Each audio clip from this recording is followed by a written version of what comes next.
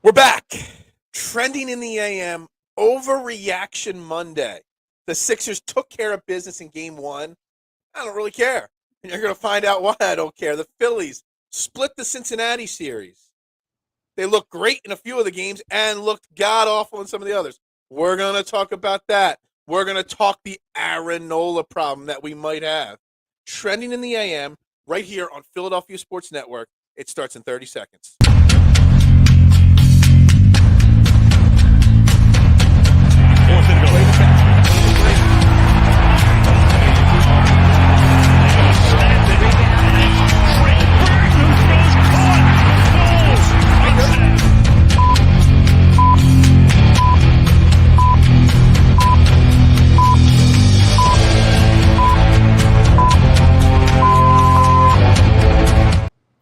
And a very good morning, everybody, and welcome to Trending in the AM right here on Philadelphia Sports Network. We're live, Facebook, Twitter, YouTube. You know the drill. Like, share, retweet, follow on all social media platforms. But do me that favor, head over to the Philadelphia Sports Network YouTube page, hit the like button, the subscribe button, turn notifications on so you get notified and you don't miss a moment when we go live here every single morning. Talking Philly, Sixers, Flyers, whatever is in the mornings, we talk about it. Good morning, guys. How are we all doing today? Everybody checking in right away here today. I greatly appreciate that. So we got lots to talk about today, and I'm your host, Phil Stifle. You can follow me on Twitter at Bearded Knowledge. I got my main man, Jason Voorhees, sitting next to me here this morning at Mustang3651. Good morning, Jason. I hope you're doing well after the weekend. Absolutely, brother. That's great. What's that? I said couldn't be better, and I'm off today. So couldn't be better. You're off today. Oh, that's great. That means that you've got you can use all your energy today in this conversation, because if you overwork yourself over the next hour, you can just go take a nap. Correct. Exactly. All right, so we're talking Phillies. We're talking Sixers. We are going to start with the Sixers for the first half of the show. Then we will get into the Phillies later on. The Sixers took care of the Brooklyn Nets in game one, 121-101. Handled their business, took care of it exactly as we hoped, exactly as we expected, Jason. And I put out a tweet before the game on Saturday, and I want to use that as like a jumping off point of talking about this game, because I think it was a misunderstood tweet that I made. And basically, I'm paraphrasing. I don't have the tweet up on the screen right now. I basically said, I don't care about this round one series with the Sixers. And let me explain that to you, Jason, and then you can get in here. This series is meaningless in the grand scheme of things. The Sixers should win this series. They dominated game one, and we'll get into the X's and O's and tonight's game two. We'll get into all that, but they should do it. And they did exactly what they should do on Saturday afternoon. And the thing is, like, if the Sixers were going to come out and lose this series, they're going to get blown up. Doc Rivers will get fired. Maybe they'll trade James Harden. Something big will happen. But if they win this series, and then the same thing happens next round against Boston, it doesn't matter unless they get through Boston and the second round, that nothing changes. It's going to be a bad offseason anyway. So I don't care about this Nets series to an extent, because they should win, they will win, and if they don't, the same exact thing will happen if they lose in the second round. Maybe my tweet got misunderstood a little bit. Is me explaining it here, Jason, make a little bit of sense? Yeah, and I'll go one step further. I think what you're really not meaning when you say you don't care, you do care. Of course I care. You're excited to watch the Sixers. But what that tweet means, it's almost like subliminal. It means that, as you said, this really means nothing this series, because in our minds, we're already at the point with this Sixers team that we're tired of not getting past the second round. We've said it. We've said that this team on paper in the regular season is one of the best teams every single year. Absolutely. And in round one, generally, they're the best team in round one. But it's getting past that second round that's been such a problem.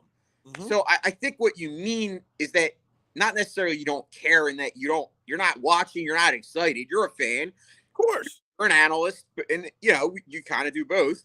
But you want to see this team actually prove that it can do what they should be able to do, because what we need them to do. Well, yeah, because if you're the best team in the regular season, Yeah. Realistically, there's no reason why you can't be the best team in the playoffs. It just seems to me that there's always something that happens, whether it's Embiid's health, which unfortunately, that's not something that you necessarily can control. I know that one time when he got hit in the eye, that whole There's thing. always something. But I'm just saying, like, in general, it's like you have a team that you can look at on paper and say, this team should be able to compete for a championship. You beat the Milwaukee Bucks. You beat the Celtics. You beat all these great teams in the regular season. Why can't you do it in the playoffs? That's where it's like, okay. And that's where my point is. It's like where unless they beat, well, we assume the Celtics are going to get through Atlanta, which they probably will. But it's like unless you could beat the Celtics, unless you could beat somebody in the second round and get to the Eastern Conference Finals, changes have to happen. You know what I mean? Like, so whether we lost in this round, which we won't, we will beat Brooklyn, and we'll get into it a little bit in a second here. We will beat the Brooklyn Nets in this series. It's just a matter of how long it takes. But if just hypothetically saying they lost, the results after the season will be no different if they lose to Boston in the second round. It's the same way. It's going to be the same results. You know what I mean? Of what has to happen in the offseason. Big changes happening. So it's not that I don't care about the series. I just think the results are pretty much set in stone. And on top of that, if they go against what we think is going to happen, the blow up happens regardless. So we just need the Sixers to take care of business, get through this first round, almost like it's like a business trip to, instead of going to like Vegas or LA on a business trip and you're stuck going to some small town in Idaho, or Iowa, you know what I mean, on a business trip. It's just go, do your business, and get home and get ready for round two. Is that a good way to describe it? Like, it's just business that has to be taken care of to get to the ultimate point, which is the second round, which is where we can't get past. Yeah, it makes all the sense in the world. I mean, I'm with you. I feel the same way. I feel like, listen, basketball, I've gotten more into it as, this team has kind of grown. And I always say, I love Joel Embiid. Like, he's my favorite player right now. Obviously, years past, Allen Iverson was my favorite player. I love superstars. Like, right. And this team ultimately is going to go as far as Joel takes them. I mean, yes, you have Harden as the kind of Robin to Embiid's Batman, but you really are only going to go as far as Embiid takes you because he is, quote unquote, your leader. And, I watched him grow and mature, not only as a player, but as a person. And it's just, now's the time. I watched after the game when he was interviewed and he had his little kids with him, like, and it was just like seeing him talk, like, and has the little baby there. It's like, he's a different person. He's matured. He's grown up to an extent. He's not the troll Joel Embiid that we're used to, and you can see it in the interviews before or after games. You also can see it with his play on the court. You know what I mean? It's not like he's getting into trouble on the court. Like he had a reputation of egging things on the court. He's not like that. He knows what business needs to get taken care of. And let's get into the game. Business got taken care of on Saturday, which I hate. A Saturday 1 o'clock game. Yeah, what is the point of a 1 o'clock Saturday game? Like, there's no need for that. And you had a 10:30 game last night on a Sunday night. The timing of the schedule with the NBA, insane. I just don't get that at all. But they took care of business. 121-101 victory. They took care of business. And like you said, Joel Embiid had a dominant but quiet performance. Like, can you say a 26-5 is a quiet performance? Probably. But it was just because it was such a well-balanced attack. Everybody was on their game. They were knocking down threes like you wouldn't believe. What was it, 21 of 43 from three? I mean, you're just never going to see that. So it was a well-balanced attack. Tobias was on. James Harden was on. Everybody was on their game on Saturday. So with that being said, you saw a little bit of that maturity in the game come out on the floor. Yeah, and you have to wonder because I me, I'm probably right behind you as far as being Doc's biggest critic. Doc Rivers, obviously, but I, to criticize the guy when I realistically have seen him kind of, even Doc Rivers has kind of made some changes, let's say, in the way that he's kind of run this team. And you're seeing it, I think, on the court down the stretch. I know obviously everyone bitched when Embiid sat out that game against, they wanted the MVP race and he sat out and everyone was complaining. But, the point of the matter is that I look at what's happened since then, and it seems like this team has done, pushed all the right buttons, even in those last few games where they sat players and they still are, our bench actually played well. Like, I think Doc Rivers does have his pulse on the team. I still don't know if he has his pulse on the city. Like, well, I mean, for sure. We could go right into Doc Rivers because I was going to talk about Tobias and James Harden, but we could just stick with Doc Rivers for a second. I think it's about time to finally realize that Doc Rivers is finally that Paul Reed has finally come out of the Doc Rivers shadow, the doghouse, whatever it is. There's no way that Paul Reed is not the backup. You're not going to see Montrezl Harrell except for in the mop-up duty. Dwayne Dedmon is not going to be played no matter what the matchup is. I saw some people tweeting Paul Reed might be the best backup center that Joel Embiid has had in his tenure here in Philly. And honestly, he might be. We just don't know because he never really got the consistent confidence from his coach and confidence from the playing time. But, man, you just see Paul Reed go out there. He knows he's got 10 or 12 minutes every game. He goes out there and plays with confidence and freedom and looseness. And it's funny because we talked about this with the Phillies last year on this show about how Joe Girardi was bouncing people around and then Rob Thompson gave everybody defined roles and they were able to play loose and confident, which is completely different from what Rob Thompson's doing this year. But that's for later in the show. But Paul Reed now knows, I think, that he is the backup center. And he can go out there for his 12 minutes a game, and you just see the confidence. I mean, it's an extreme moment, but he had to dribble behind the back, between the legs, crossover layup for a fun, fancy basket. Like, old Paul Reed doesn't even take the thought process of doing that because he doesn't have the self-confidence to do that. Now he does. And I think it's great to see that he's allowed to play loose, play free, and be a confident basketball player. Yeah, and like you just said, kudos to Doc Rivers, because I think that's something that we've talked about. Doc Rivers is stubborn.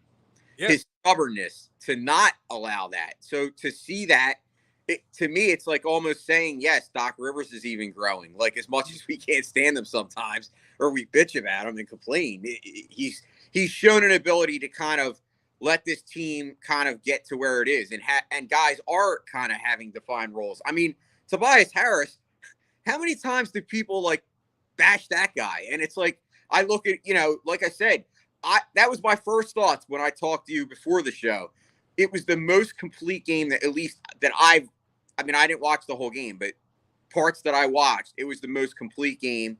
And the guys like gelled. I mean, to have James Harden, Tobias, Joel all kind of near each other in points, and then you had Maxey obviously, still playing his role. I think that's the key to success. I don't think you're going to go to a championship by having Joel Embiid just score 70 points and the rest of the team flop. I mean, you need that balance. You have to, because especially when people start, double teaming Embiid or, making it, fouling him or making it harder. You got to have. Yeah, I mean, I think there's something here. So, we do have to realize it is the Brooklyn Nets that we are playing. You know what I mean? And I'm not trying to take anything away. The Brooklyn Nets are a good team. But, you get into the second round against, say, Boston, which is probably going to be Boston. You're not going to even get up 43 three-point shots, let alone make 21 of them, in a game. That just goes to show what kind of a team you're playing in Brooklyn, that they don't have the perimeter defenders. They don't have the defenders, period, to be able to, stay with these guys. You got James Harden out there looking like it's 10 years ago, the way he was doing step-back threes and knocking them down. Tobias Harris, we've said it 100 times. When Tobias Harris catches and shoots without thinking about it, he is an unstoppable force, but too many times he stops and hesitates and thinks. Well, he didn't have to hesitate on Saturday. He was able to just shoot freely. you go up against a better team defensively, you might not get that many shots. You might not get that many easy looks from the 3-point line. So we got to take that into consideration. But there is something about it. Yeah, George Niang had a great game. He knocked down a couple of threes as well. You got to build the confidence in this series so that when you go up against Boston, you're riding high and not questioning yourself. And that's why where I say this series isn't important or whatever I want to say, it is important to take care of business confidently so that you're riding high going into Boston. You still cannot take the Brooklyn Nets for granted. You still got to go out there tonight and just put the same amount of effort as you did on Saturday, because if you don't, Brooklyn's good enough to steal a game.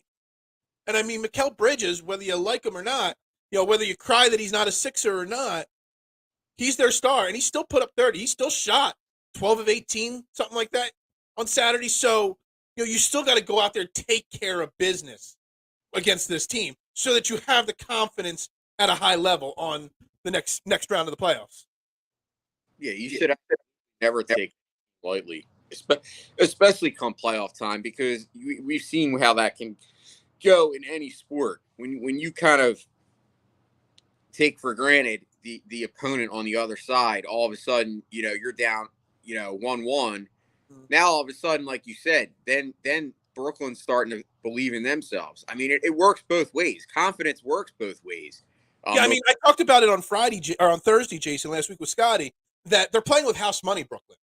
You know what I mean? They got rid of Kevin Durant. They got rid of Kyrie Irving. The Ben Simmons drama kind of went away as he just left the team.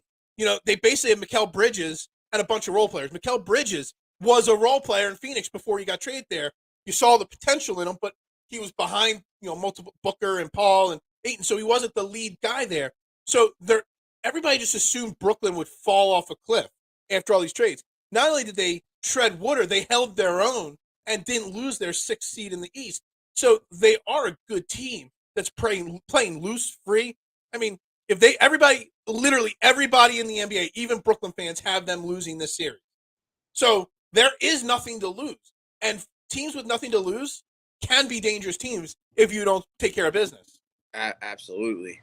And you look at that with the Phillies last year. The Phillies were the same thing. They barely squeaked into the playoffs. They played with house money, and they went on that magical run to the World Series. Were the Phillies the favorite to win any round of the playoffs last year? Nope. No. They played with house money. They played confident, and they got hot. The same thing could hypothetically happen with Brooklyn in this series. I'm not saying that they can get past Boston either, but I'm saying if you don't take them seriously, it can snowball into it should be a 5-game series or a 4-game sweep. But it can snowball if you don't take them seriously into a 6 or 7-game series. Yeah, you don't want that. You want to finish this early because you want to have as much energy left for the next 2 rounds as possible, because how tough it gets, and we've witnessed it, how hard this team has had. I look back at that series against Toronto. We all thought that could have been the series that they win, and then Kawhi makes that unbelievable shot, and it just left everybody like, what's going on here? But right. That series, you were banged up in that series. I mean, yeah, everyone was playing pretty much either injured or tired. I mean, and that's not what you want going into the next round. So I agree. Nets are toast. Yeah, that they could be, but they could survive an extra game or two if you don't take them seriously. And I love this. Sixers Knicks Eastern Conference Finals. Man, that would be a hell of an entertaining East Coast Finals. And we'll have to see, Mark, with Giannis Antetokounmpo, he left yesterday's game early with a back contusion. If Giannis is out for the Bucks, there's no way the Bucks, the Heat might beat the Bucks in the first round. Second round, the Knicks or the Cavaliers. The Knicks won game 1 over the Cavs. I mean, the Knicks-Cavs series, Mark, is going to go 7 games.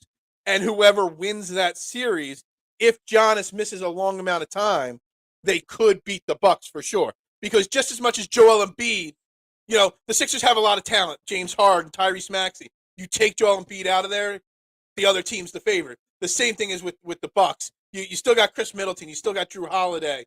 You still got all these other players, but you take the Bucks out, or you take Giannis off the Bucks, all of a sudden the Knicks or the Cavs have a real legit shot of winning that series.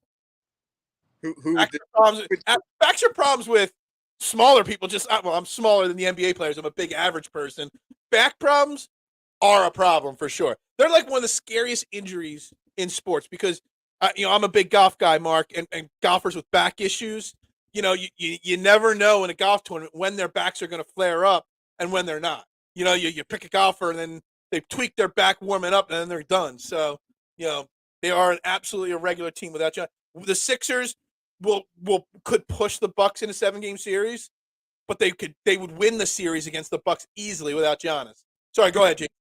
No, I was just gonna say who on the Celtics would be that player in your opinion. Obviously, well, it would be Jason Tatum.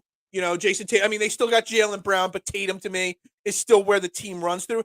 The thing with the Boston Celtics, though, Jason, is that it doesn't matter who's the coach. Danny Ainge, Udoka. Like, literally, we always talk about the Eagles being a quarterback factory. That's the joke. Well, the Boston Celtics are a coaching factory. Like, literally, it doesn't matter who they plug and play as a coach. They always have such a good culture and system in that organization that they always perform well. I still think you take Tatum off the Celtics, we still struggle to win that series. We have a better chance, but it's still a struggle. You take Giannis off the Bucks. I got it. Giannis to the Bucks is closer to Joel and the Sixers than Tatum is because the Celtics still have a great system in place and their role players know their roles.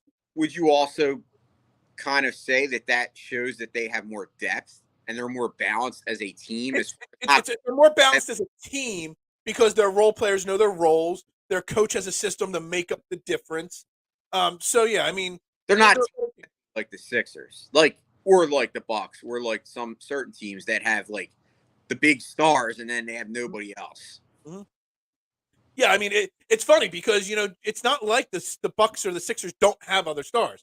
And again, I saw Adam's first comment of the day. Was he looked like Houston Harden, but can he keep it up for the whole playoffs? We still have these other stars on the Sixers and Harden and Maxey and Harris to a lesser extent, but you take Joel off the team, it just makes such a big difference. That's the way it is with the Bucks. The Celtics, they're just well coached. Everybody knows their role. There's no question about Paul Reed. Is he the backup center or not? The backup center knows his role. The backup point guard knows his role. Everybody knows it. So I just think there's a matter of culture that a coach in a front office has in place there in Boston, that it's always next man up. Oh, I mean, I agree. I always say that the Sixers are top heavy, but I will say that James Harden, I think he backed it up. Like, I heard an interview. Absolutely did. Refreshed, and he showed me in that. Now, listen, yeah, it was one game. Can he do it the whole series? Like, let's see. But not just the whole series. If you have that James Harden from Sunday or Saturday morning, you have a chance against Boston in the second round. Well, that's what I mean. I guess in my mind, I'm thinking, okay, well, if he can play at that level, we could beat anybody. Like, because if we get that James Harden, like it's proven that he can dominate, and then having that with Embiid, like that combination, and that's why this series is important to take care of business quickly. You want to win the series in 4 games. You want the clean sweep. If you have to go to 5 games, you go to 5 games. But you want to take care of business, not take the Nets lightly, because you don't want James Harden Joel Embiid playing 6 or 7 games against Brooklyn. And as you get to game 6, as you get to game 7, the intensity in a playoff best of 7, no matter what sport, kind of ramps up a little bit more. You want to take it because of the way they handled the Nets. You saw the bench clear out for the last 2-3 minutes. You were able to play Paul Reed 13 minutes versus 8 minutes in game 1. You know what I mean? You need to take care of managing the minutes in this game or in this series, and you do that by taking care of business. Business like focus, just get done. Because if you do, and if James Harden is as healthy as he can be right now, you have I don't want to say a scary weapon, because obviously everybody knows he's a weapon, but people were kind of writing James Harden off towards the end of the season because of the Achilles injury. Yeah, I mean, I was nervous when I saw that, because I think anytime you see Achilles, you're gonna have concern. But the way he looked, I mean, he did that that fade, his signature shot. Like fade away, yeah. Oh my God. Like when I see that, I'm just like, okay, this is the confident Harden that we didn't really see last year's play. That he's the confident Harden or the healthy Harden? I think there's a difference there. Well, it could be both. Yeah. He's more confident when he's healthy. Because well, listen, I mean, remember we last year we were very, obviously we didn't know he wasn't playing healthy because they didn't really say it, but like you could tell he was not the same player in that playoffs last year. So I mean, I think the league even sees it that this is business like usual. So we were an 8.5-point favorite on Saturday. We are now a 10-point favorite tonight, 7:30 tip off on TNT. I want to say that I want to see them. I want exact same results tonight. I want a 15, 20-point win. I want the benches to get cleared out because it's a lockup. I also want to see, James Harden, he knocked down 7 threes, but he took 21 shots. I want to see James Harden not need to take 21 shots tonight. I want to see more from Tyrese Maxey tonight. That would be my goal of the game. You got James Harden going. Joel Embiid. Tobias Harris, his confidence is high. Now you got to get Tyrese Maxey. Tyrese Maxey is a streaky guy. When Tyrese Maxey gets hot, he can carry a team for a very long period of time.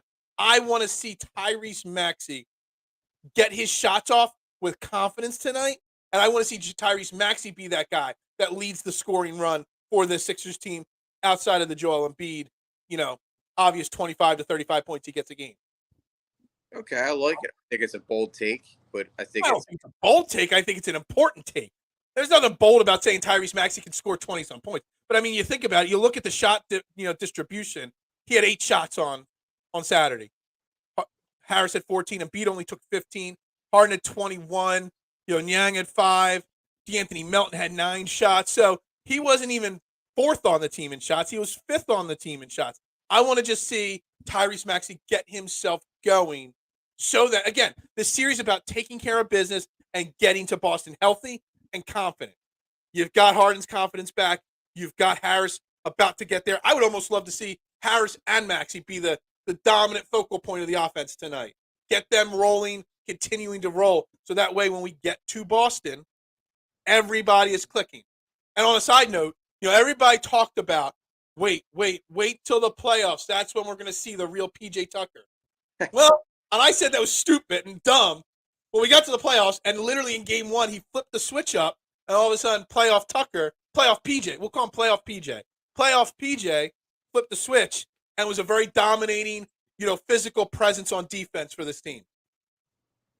I mean, listen. How can players just flip a switch after 82 games? I don't know, You see it across all sports. I mean, I think of baseball, Reggie Jackson. I mean, he was the kingpin of it, of just thriving in that limelight in the postseason.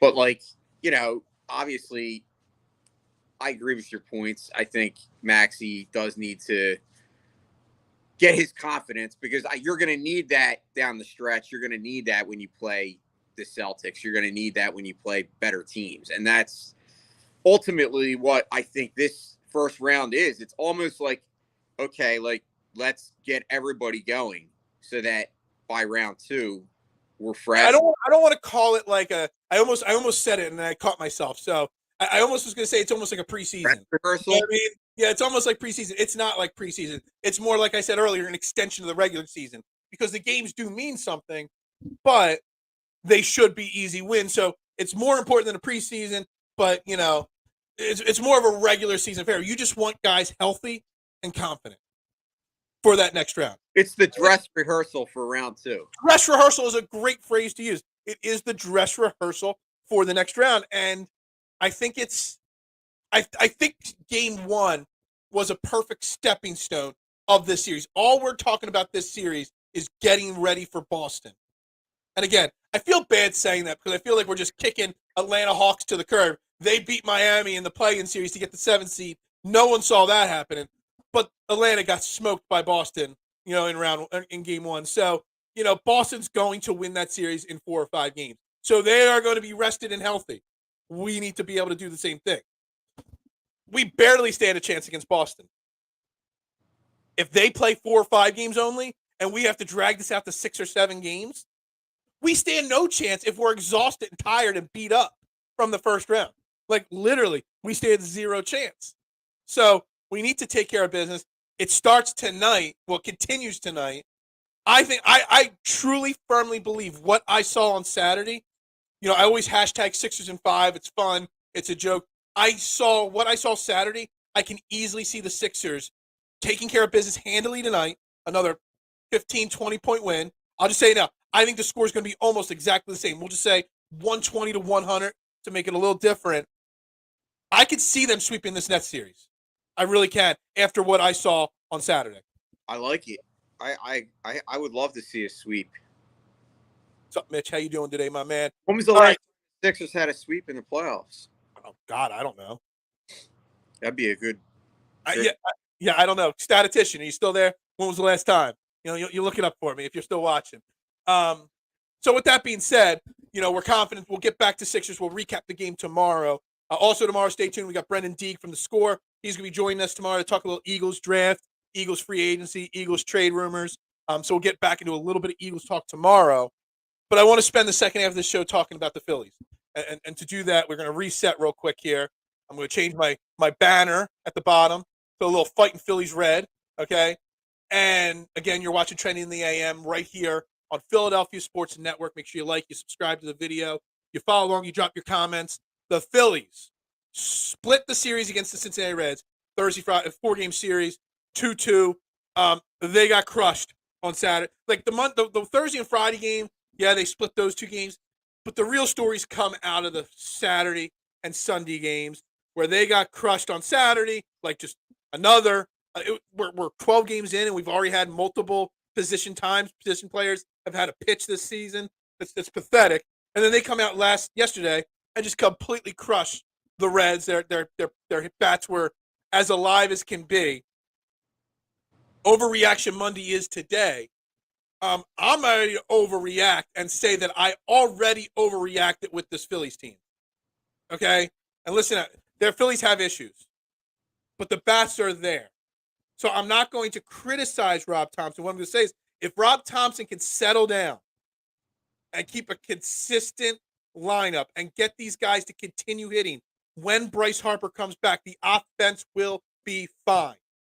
I am not worried about the offense. They're the same exact offense as last year. You're still going to see them get shut out a half a dozen times all the time. But this offense is still really, really good if Rob Thompson quits the tinkering. If Stott stays lead up, if Marsh plays every day. I think Sosa's got a back issue, and that's why he didn't play yesterday. I'm not positive on that.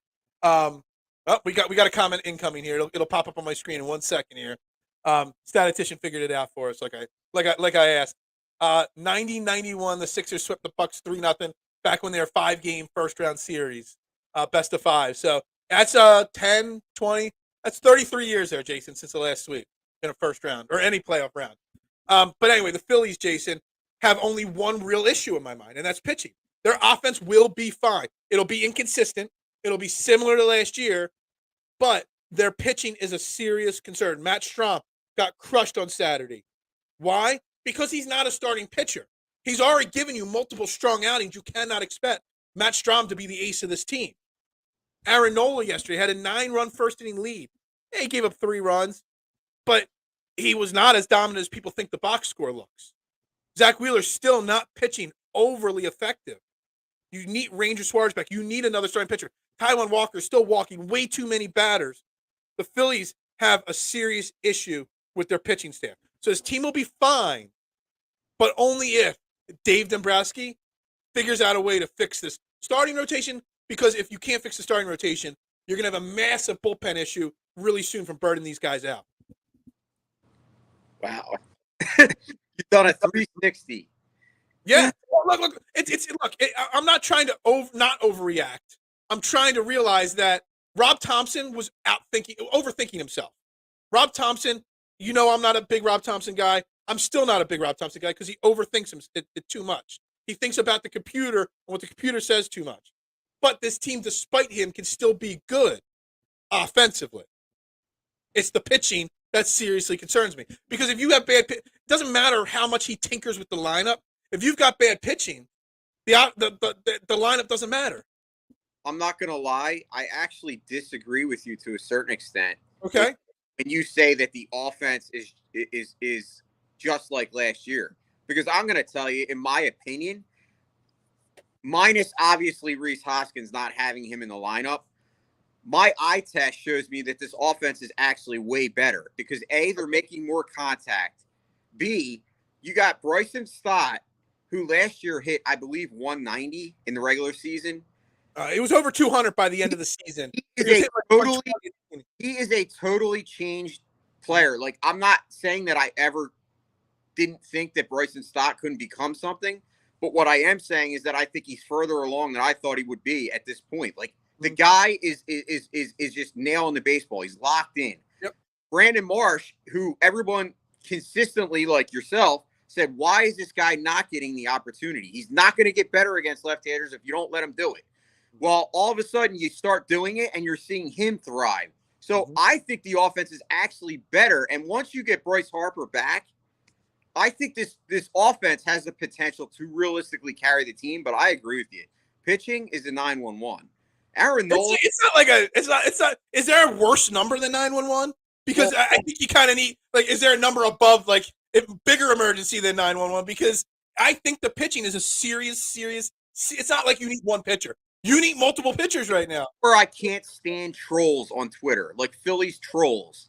Because when we're being honest about it, you have to be honest.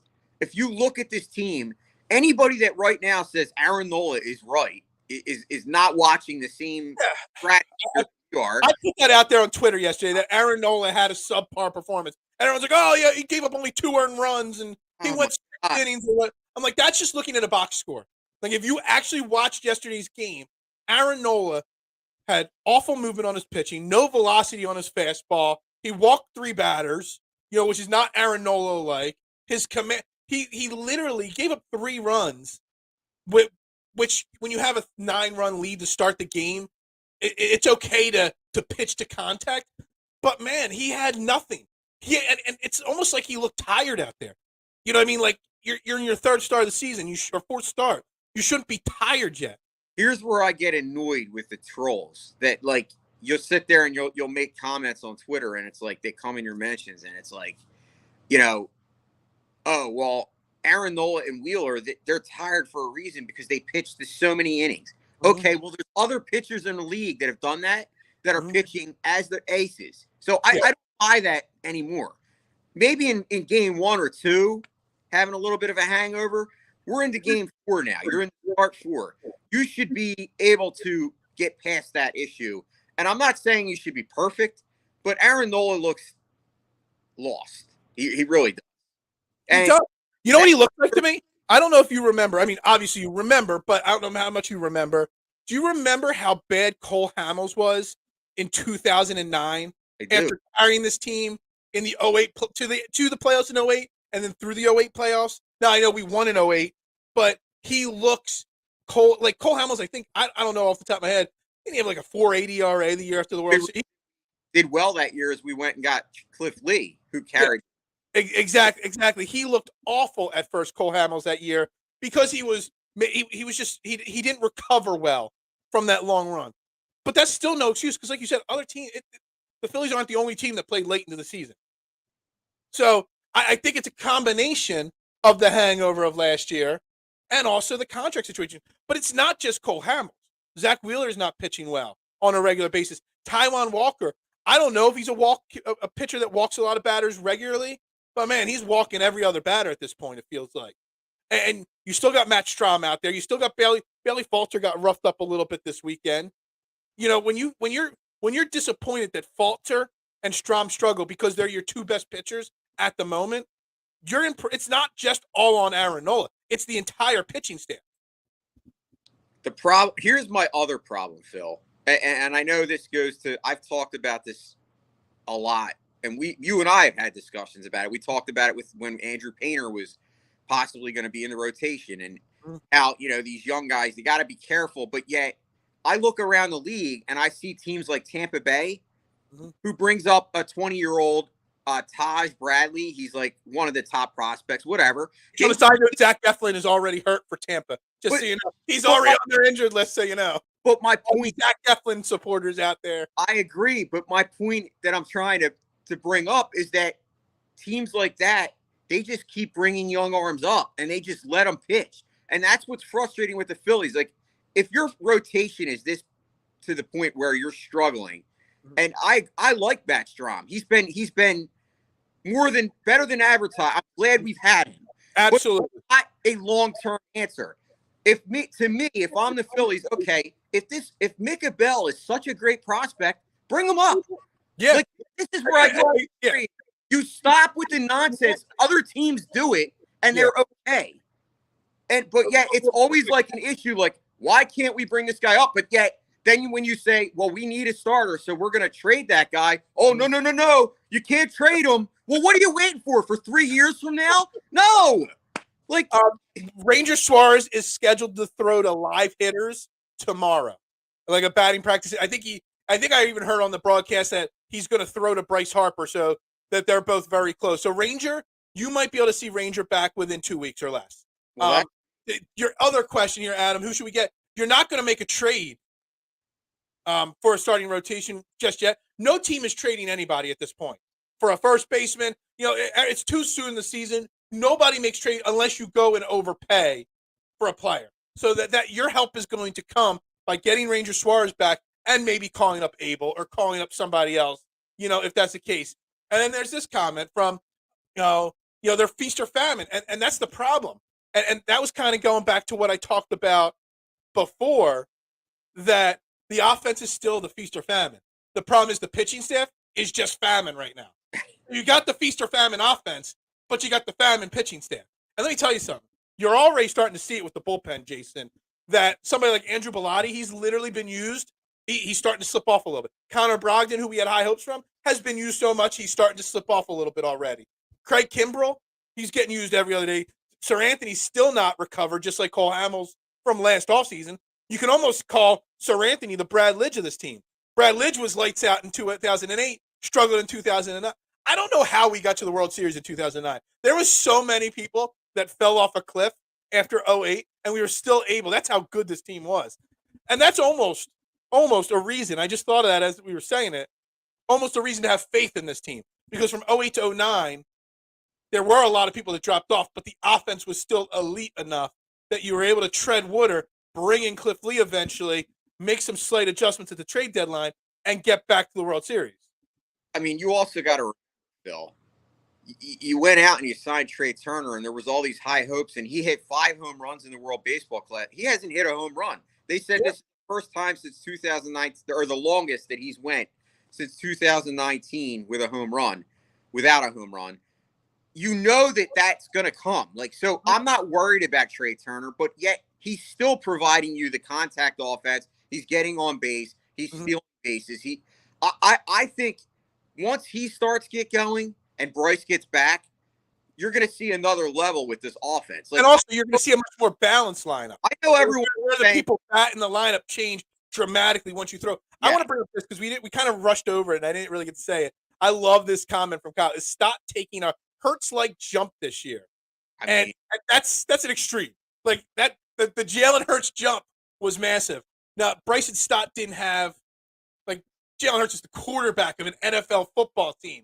You know, that's why, you know, the jump was so crazy. Stott's the shortstop. Now he's the second baseman. He's the leadoff hitter, so to say, right now.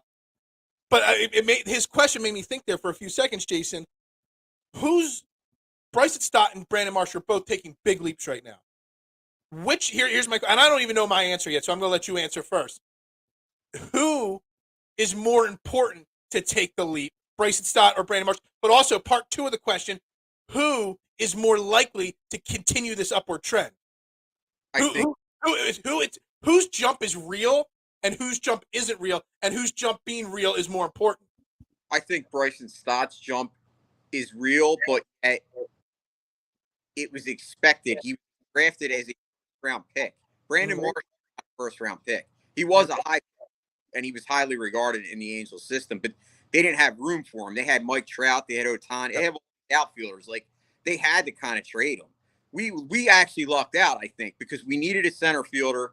I think Brandon Marsh's jump is real, but I think he'll come back down to earth, whereas I think Bryson Stott is kind of like, this is Bryson Stott's, like, a lot of people didn't realize, like, oh, Bryson Stott, like, he's just some, young prospect the Phillies had. He was drafted pretty high. I mean, he was the 14th pick in the draft in the first round. So you expect those kind of guys. Alec Boehm was the 3rd pick in the draft. So Alec Boehm is almost like, you could say, like, he's kind of going like this. Whereas Bryson Stott was kind of brought up, thrown into the fire last year, kind of tread water, but did well, like, showed signs that he's for real. And now all of a sudden you're like, oh my God, like, he's hitting 370. Now, is he going to hit 370 the rest of the year? Absolutely not. I think that's only 3rd in the league in hitting right now. It's because baseball, that guy from the Marlins hitting 500 through 2.5 weeks of the season. It's I think it's a great comment here from Affiliated, Poppy. Schwarber took a month or so. He's a slow starter.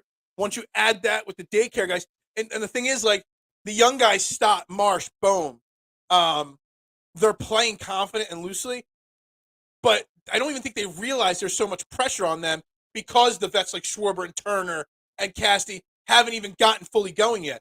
Like, if they realize that there was pressure on them, they might, come back down a little bit. But once those other guys get confident, that takes all the pressure off the young guys.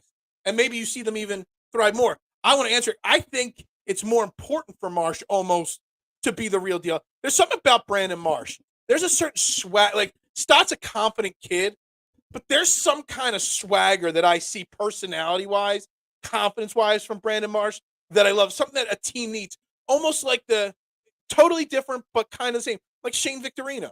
We keep comparing this team to the old team. Shane Victorino had a certain swagger about him. Like, everybody gravitated. I see that with Brandon Marsh. But you also traded one of your top prospects, your top hitting prospect, for Brandon Marsh. So it's almost like, Hoppy seems like he's playing pretty well in limited time in LA this year. You need Brandon Marsh because you gave up a lot to get him.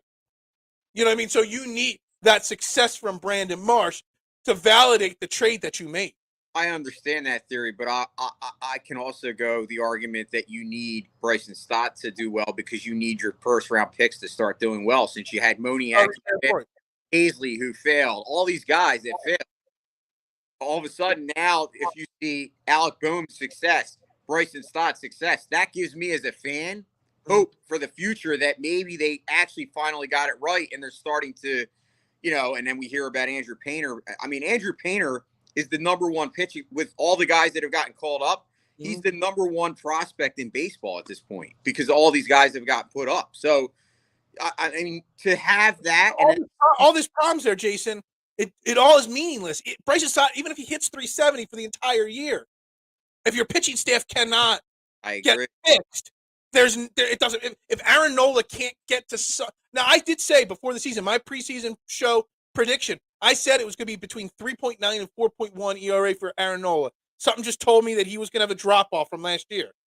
And if he can't get he's not even there yet. Like, he needs to have some good outings to even get to what I think his average baseline is this year. Like, if Zach Wheeler can't find his velocity, we're in trouble. You got a lot of money invested in those top 2 pitchers.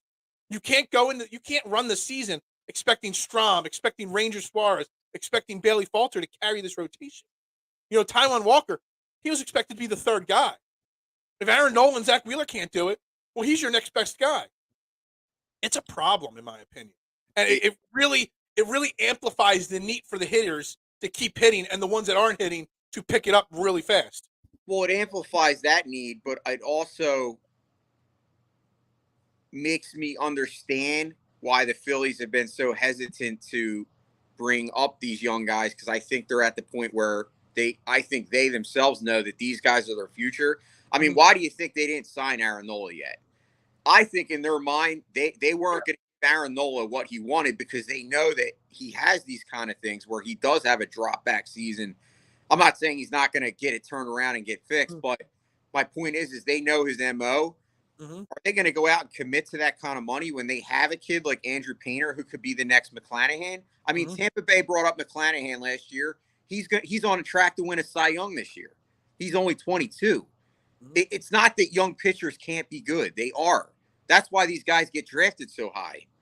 I mean, there's quite a few around the league. If you look at right now, I mean, the Astros are littered with these kind of guys, but so is Tampa. And that's why I always say, like, to me, farm systems are so important because anyone wants to ask, how is Tampa Bay always able to have success and compete with a payroll in the middle to lower range of Major League Baseball? And that's the reason, because they are good at drafting and they're good at developing talent.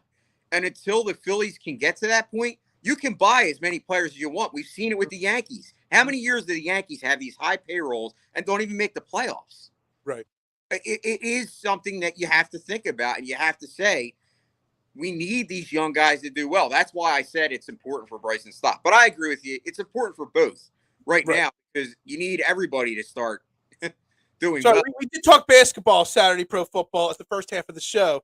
Football back on the agenda tomorrow. I got Brendan Deek from The Score joining us to talk Eagles drafted, some of these trade rumors that are out there. So tune in tomorrow for some Eagles talk there with Brendan Deek.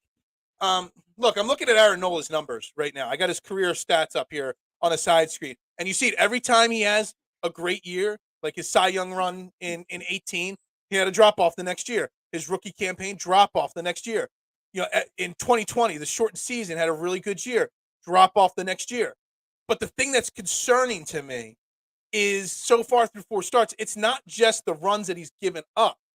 It's the base runners. And if you look at it, I'm looking at his stats right now. Even in his worst years, his highest whip in his career was 1.31 in 2016. Even in his post-Cy Young candidate year, where he had a 3.87 ERA, he still was under 1.3. He's given up 1.45, base runners per inning right now. Like a 1.45 whip. That is not Aaron Nola. And that's what's concerning me. Having 6 walks doesn't sound like a lot, but 6 walks at this point of the season for Aaron Nola, that's a lot of walks. That's Aaron Nola doesn't walk batters. Yeah, I'm not. Something's not right with Aaron Nola. It's definitely, and whether you want to call it, World Series hangover. I mean, I do look at that as being a realistic thing. The Astros, if you look at the Astros, they're not top in their division. They're actually not playing great baseball. Like, I don't know what the record is, but I know it's not. I know they're not first. We don't have a killer in the bullpen besides Alvarado. We need a guy to come in behind a bad start and get us out of the inning.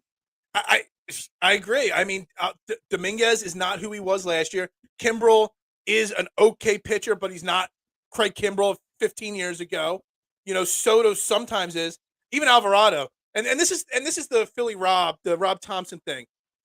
Was it Thursday that he gave up the big home run? I think it was Thursday. He came in, he pitched 3 outs, got through his inning, the 8th inning or whatever it was. Bing, bang, boom.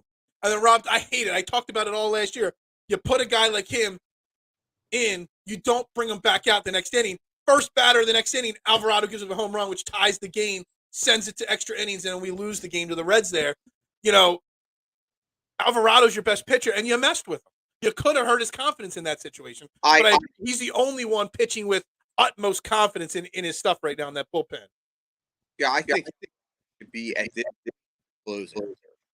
But the problem is that he's also your only good high leverage guy. So you're forced to kind of sometimes bring him in the earlier innings because you're facing the better part of the lineup. I think once Gregory Soto settles down, and if you look at his last few starts or last few innings pitched, he's been a lot better. Gregory Soto is almost like a clone of Alvarado when he's on. I mean, if you watch this stuff, it's nasty. So I think once Gregory Soto gets around and you have him and Alvarado, you just need to figure out the right-hander that's in between them that you're going to use, whether it's Dominguez or whether it's Kimbrel. Kimbrel is never going to be the Kimbrel of the Atlanta Braves that we were used to watching. He's just that dominant. Right. Have that velocity. But Kimbrel can still he's kind of grown and matured in his older age where he's still a guy that's capable. It's just I don't know if he necessarily has that velocity, and that's the problem. Like, you're kind of in a bad situation because you needed Dominguez to kind of still be the guy, and he's not right now. I don't know if Dominguez is. You bring up Soto, and I think it's a great point because I mean he gave up 3 runs on opening day. He's only given up 1 earned run since then, and that was the 3rd game of the season. He's now gone 5 straight appearances without giving up a single earned run, and he struck out, 4. Well, he struck out the side on Wednesday last week against the Marlins. I mean, so that was the game that we lost. I was sitting there thinking about Alvarado giving up the home run. That was the last game against the Marlins that he did that. Don't get me started on Kimbrel. Kimbrel is not a bad pitcher at this point. And I think he's best suited in that closer role. Just because that's what he's used to. And because Dominguez isn't there and Alvarado is your leverage guy, you just got to settle it down. And, I think there's a lot of domino effects in a bullpen.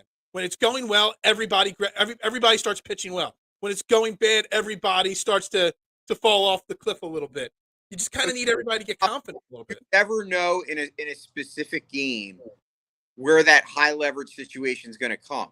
Mm-hmm. Like, it depends on the inning. It depends on the lineups that you're facing. It depends on how those lineups are performing. Like, there's so many variables and factors that go into it that you can't really say. So I agree. I think Kimbrel should just be given the role of 9th inning, because if you do that, then you know that, okay, in the 7th inning, you have, just say you're facing the Mets and you have Pete Alonso, Lindor, and the 3 big guys coming up.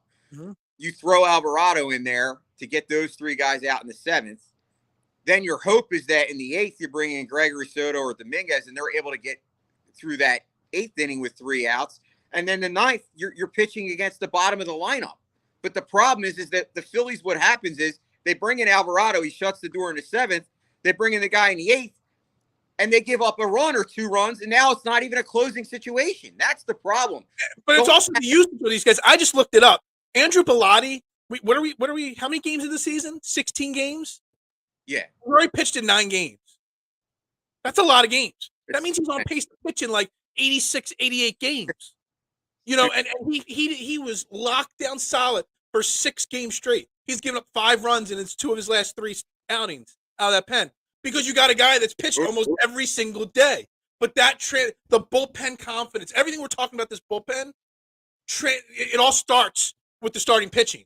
Domino. It took how many games into the season for a pitcher to get through more than 5 innings?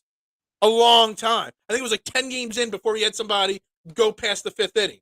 It's a domino effect. It is. The starting pitching affects the bullpen so much more than the relief pitching affecting the starting pitching. So, if we could just get these guys to pitch a little bit better, if we can get Zach Wheeler to go 7 innings, if we can get Aaron Nola to get an 8 yesterday would have been a perfect opportunity for Aaron Nola to go 8 innings, pitch to contact, and just save the bullpen. But no, you still needed to use 3 bullpen guys yesterday. That's a problem. So I think it all trickles down. It's almost like you were typing that comment as I was saying it. Right there, my man. Pop. We're just gonna call you Poppy. Your name is too long. We'll just call you Poppy. You just got to get these guys some opportunities. One other thing I want to mention here as we get ready to wrap it up, the show today. We're in Chicago against the White Sox. It's Wheeler against Lance Lynn. He still pitches in baseball. I feel like Lance Lynn just came up with the Cardinals like 20 years ago. Holy crap, Lance Lynn is still a pitcher. I was looking at the schedule. He is only 35 years old. Wow, that guy's been around a long time. He has over 312 starts in his career. Wow. The schedule. Have you noticed? I mean, we had the postponed game on Thursday, home opener. It went to Friday. We are going to go 20 consecutive days without a day off. Is there anything to the schedule makers? I don't know about other teams. And it would have been 19 straight games if we had the home opener on Thursday, Friday off, and whatnot. To me, that seems like an awful long stretch to start the season without a day off. Does that play a factor at all? Especially for a team coming off the World Series. 20 straight games in April with a team that's already struggling, with their pitching staff not tired already. Definitely. That has to play. Like, I didn't dawn on it. I was sitting there last night. I'm like, when was the last time we didn't have a Phillies game? Well, it was the home opener that got rained out. And I looked, I'm like, we're playing. Our next day off is not till Tuesday of next week. Or Monday or Thursday next week is our next day off. So we are literally going 20 days without a day off. It's kind of crazy. Exciting times in baseball. Yeah. It really is. And I didn't even get to, we got to wrap the show up here in a moment. I didn't even get to talk about, I saw something interesting posted about a game yesterday or Saturday that went only an hour and 57 minutes because of the pitch clock. And a really interesting thing. Everybody's always curious about speeding up the game to make it better for TV and whatnot. But could you imagine, somebody posted this and it got me thinking, if you spend the $200 it takes to go to a baseball game between tickets, parking, concessions, and that's if you're just two people. If you're going with a family, you're probably spending $300-400, and the game's over in less than 2 hours. Did we speed up the game a little too much there? I think so. And that almost feels like, as a fan going to a game, that you want the game to. It's a topic we got to get into later this week. I think it's something that's very interesting to talk about. That if you're spending that kind of money, you don't want to be done in 2 hours or less. Yeah, we talked about it on Sports and Metal on Friday. We had a discussion about the pitch clock. And, I brought up the point, like, if you go to the game, if you go and take a bathroom break or you get up to go to concessions, you can miss 2 innings now, 3 innings.